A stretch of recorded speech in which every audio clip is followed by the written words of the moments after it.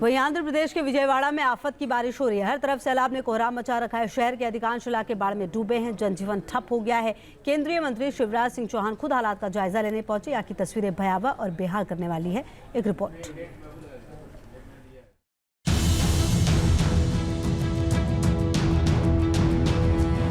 भारी बारिश और बाढ़ की वजह से आंध्र प्रदेश का विजयवाड़ा शहर पानी पानी, सड़क पर पानी, घरों के बाहर पानी, घरों के भीतर पानी, मुश्किलों में लोगों की जिंदगानी। विजयवाड़ा शहर के अलग अलग इलाकों में बाढ़ जैसे हालात से हाहाकार मचा है। जहां भी नजर आती है वहां पानी ही पानी दिखाई देता है। लोग बेहाल हैं, परेशान हैं। अधिकांश जगहों पर कम से कम घुटनों तक पानी भरा हुआ है। कहीं कहीं तो कमर से ज्यादा पानी जमा है। जहां पहले कभी गाड़ियां चला करती थी वहां या तो नाव चल रही या फिर सन्नाटा पसरा हुआ है।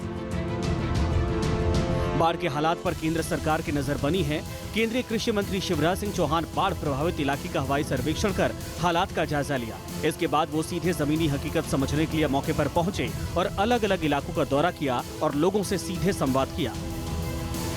केंद्रीय मंत्री विजयवाड़ा में फुल एक्शन में दिखे। शिवराज ने सबसे पहले हवाई जहाज से Budameru catchment, Jakkampudi milk factory, Kandrika, Ajit Singh Nagar, Ambapuram सहित अन्य बाढ़ प्रभावित क्षेत्रों का हवाई सर्वेक्षण किया।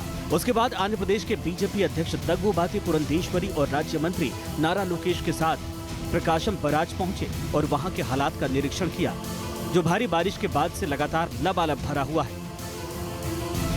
शिवराज सिंह चौहान यही नहीं रुके, वो सीधे बाढ़ से सबसे ज्यादा बेहाल इलाके में पहुंच गए। उनके साथ प्रदेश बीजेपी अध्यक्ष दग्गुबाती पुरंदेश्वरी और राज्य मंत्री नारा लोकेश भी थे।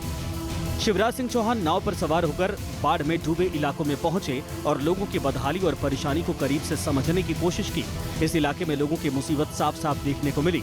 यहाँ अधिकांश लोग पैदल ही आवाजाही कर रहे हैं। वहीं बड़ी संख्या में लोग ट्रैक्टर और ट्रक के सहारे सुरक्षित जगहों पर जा रहे। चारों ओर समंदर जैसा हाल दिखाई दे रहा है।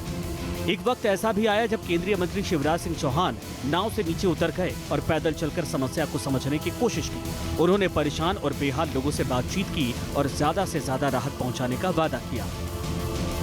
एक साथ भयानक बारिश होने के कारण ये स्थिति बनी है।